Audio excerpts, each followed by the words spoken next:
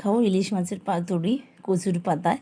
এটা কিন্তু পদ্ম কচুর পাতায়। দেখো ইলিশ মাছটা সর্ষে কাঁচা লঙ্কা আর হলুদ আর কাঁচা তেল দিয়ে লবণ দিয়ে মাখিয়ে নিয়েছি, কোনো মশলা দেয়নি।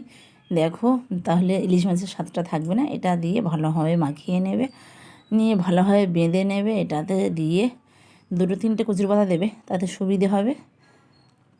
এর তেলের পরিমাণটা বেশিই দেবে। দেখো খুবই সুন্দর, এই যে বেঁধে নেবে এইভাবে, আমি যেভাবে বাঁধছি এইভাবে একটা দিন। এইটা হচ্ছে চিংড়ি মাছের পাতুরি। এটা তো অসাধারণ। এতে আবার সব মশলা দেবে, আদা রসুন জিরে মরিচ গুঁড়ো লঙ্কা সব, হলুদ লবণ সব দেবে, কাঁচা তেল সর্ষে বাটা সব দিয়ে। দেখো এটা হচ্ছে দেশি কচুর পাতা, এটা পদ্ম কচুর পাতা নয়, এটা দেশি কচুর পাতা।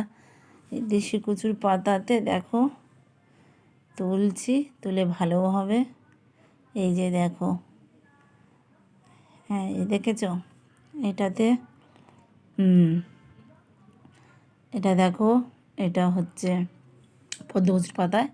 হ্যাঁ এইভাবে ভালোভাবে ভাঁজ করবে, করে ভালোভাবে মুড়ে আর একটা পাতাও দেবে। আমি 2টো দিয়েছি, তোমরা বেশিও দিতে পারো। যদি কচুর পাতা বেশি মেখে খেতে চাও তাহলে আরও 2-3টে দিতে পারো, যত দেবে তত ভালো হবে। কিন্তু আমি 2টো দিয়েছি, আমি কম খাবো বলে। তোমরা যদি বেশি খেতে চাও তোমরা আরও বেশি দেবে, তাহলে আরও ভালো হবে। ওটা কিন্তু মাখিয়েই খেতে হবে। দেখো এই যে ভালোভাবে দড়ি দিয়ে বেঁধে নেবে, নিয়ে তেলটা গরম করে হালকা করে তেলে ছেড়ে দেবে। দিয়ে দেখো, হ্যাঁ একটা কথা, এটা একদম লো ফ্লেভারে, লো করে দেবে, দিয়ে করবে। দেখো খেতে বসে গেছি। প্রথমে খাবো ইলিশ মাছের তেল, উফ দারুণ লাগে। তারপর এই যে আসলটাই এই চিংড়ি মাছের পাতুরি, ইলিশ মাছের পাতুরি খুবই মজা, খেতে হেভি লাগবে।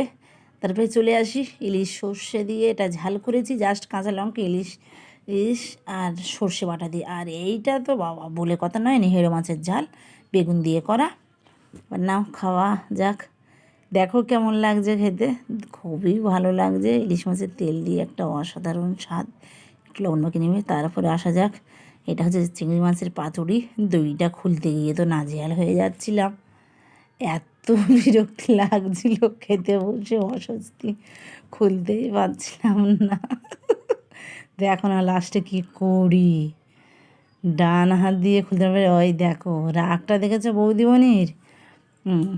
দেখো এইটা কিন্তু, হ্যাঁ একটাই জিনিস, কচুর পাতাটা কিন্তু ভালোভাবে চটকে চিংড়ি মাছে মাখিয়ে নেবে, বা ইলিশ মাছ যখন খাবে তখনও মাখিয়ে নেবে।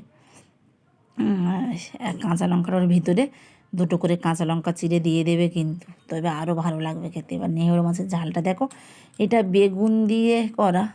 একটা বেগুন 4 ফালি করবে, তবে আরও ভালো হবে। বেগুনটা ভেজে আগে তুলে নেবে।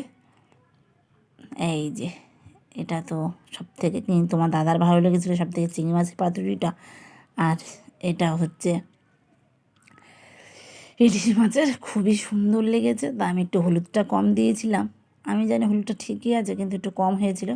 খেতে সেই স্বাদ সেই মজা, তোমরা খেতে পারো। এবারে আসা যাক সর্ষের ঝাল ইলিশ মাছ দিয়ে। এটা তো শুধু কাঁচা লঙ্কা আর তেল আর আর এটা দিয়ে নামানোর আগে একটু কাঁচা তেল ছড়িয়ে দেবে, সর্ষের তেল। দেখো মাথাটা আমি খুব ভালোবাসি দিয়ে খাচ্ছি, উফ কী ভালো।